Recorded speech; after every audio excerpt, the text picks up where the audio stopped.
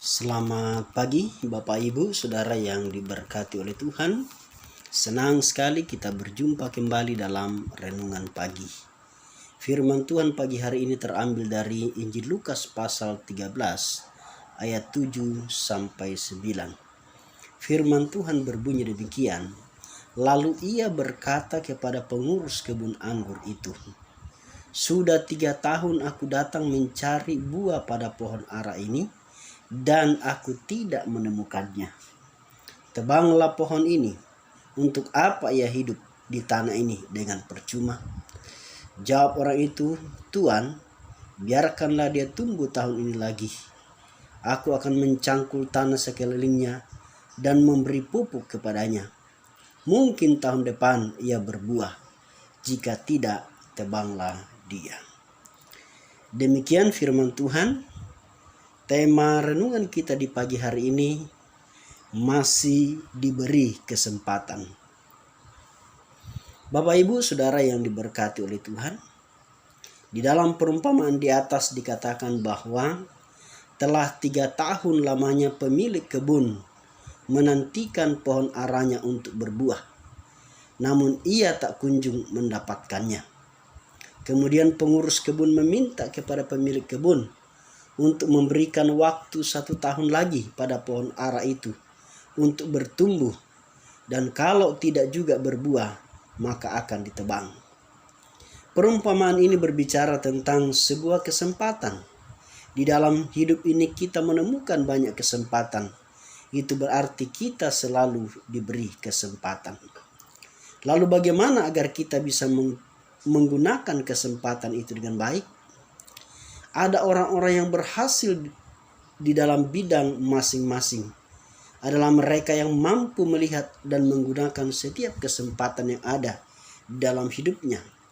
Mereka bukannya tidak pernah gagal, tetapi mereka mampu menjadikan kegagalan sebagai kesempatan untuk belajar dan memperbaiki diri, sehingga akhirnya mencapai keberhasilan. Tetapi ada orang-orang yang terus hidup di dalam kegagalan karena telah menyia-nyiakan berbagai kesempatan yang pernah menghampirinya. Jadi, jangan pernah sia-siakan kesempatan yang menghampiri kita. Selama itu tidak melanggar firman Tuhan, pergunakan kesempatan itu dengan baik.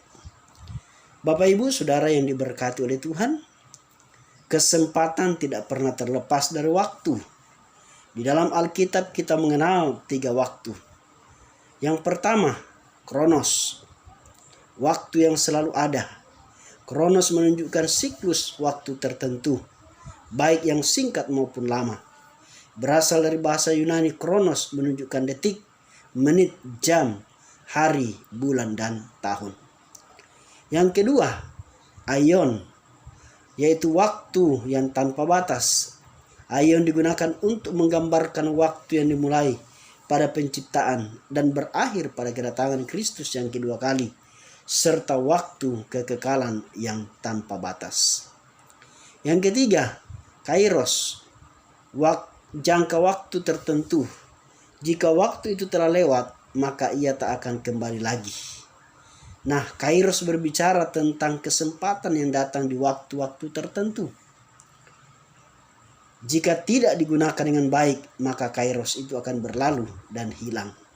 Kairos itu bicara tentang waktu Tuhan.